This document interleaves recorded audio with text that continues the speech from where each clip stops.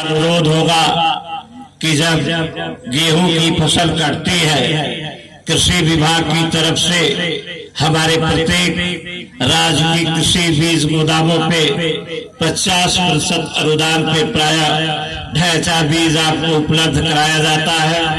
साथ ही जो हमारे प्राइवेट डीलर्स है उनके यहाँ भी उपलब्ध होता है।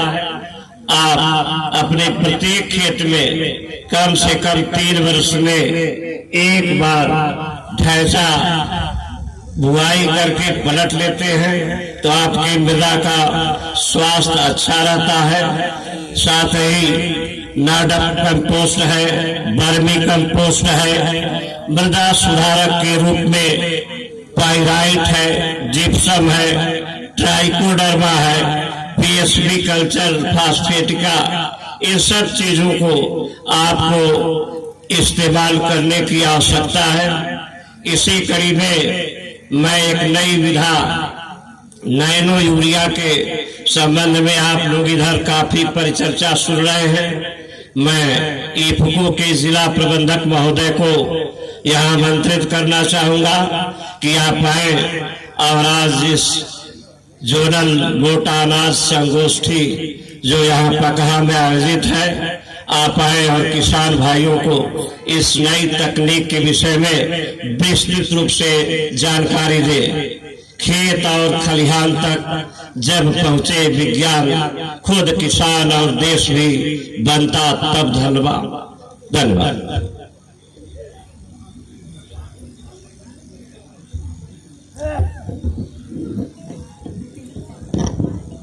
बहुत बहुत धन्यवाद।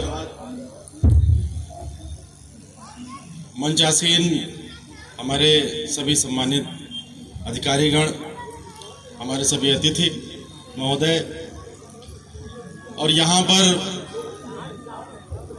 हमारे जितने भी गांव से आसपास के क्षेत्र से आए हुए हमारे सभी सम्मानित किसान भाइयों, आपको मैं और यहाँ पर शक्ति स्वरूपा हमारी माताएं बहनें भी काफ़ी भारी संख्या में उपस्थित हैं, तो मैं आज आप सबको मकर संक्रांति के इस अवसर पर आप सबको हार्दिक शुभकामनाएं देता हूं। ठंड से थोड़ा निजात मिलेगी। अब सूर्य उत्तरायण होने के बाद उतनी ठिठुरन न रहे, अब धीरे धीरे गर्मी का मौसम आएगा।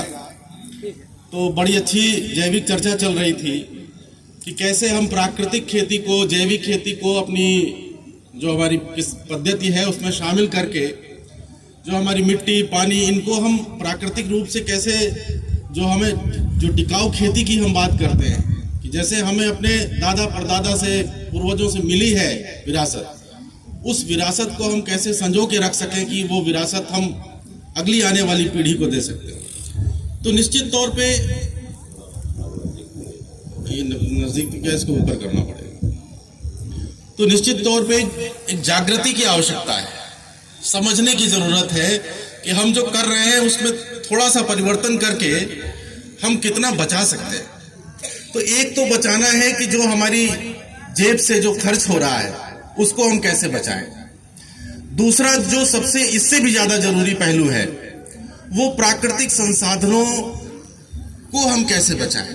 उनका जो धीरे धीरे ह्रास होता जा रहा है, उसमें जो कमी आती जा रही है, पानी, हवा, मिट्टी, ये सब धीरे धीरे जो भी हम कर रहे हैं उससे दूषित होती जा रही है। अंधाधुंध हम कीटनाशकों का प्रयोग कर रहे हैं, अंधाधुंध हम आवश्यकता से अधिक हम कृषि रसायनों का प्रयोग कर रहे हैं, खाद का प्रयोग कर रहे हैं। तो अब एक नई विधा, नई तो नहीं कहना चाहिए, हम किस integrated pest management, integrated nutrient management, कि हम एक समेकित ढंग से, समन्वित ढंग से कैसे अपनी फसल का पोषण कर सकें और कैसे सब चीजों को नियंत्रित कर सकें। तो इसी कड़ी में आज मुझसे अपेक्षा की गई कि मैं नैनो यूरिया के बारे में आपको जानकारी दूं। मुझे लगता है कि आप सब, क्योंकि अब समय हो चुका है लगभग 3 साल का, तो आप सब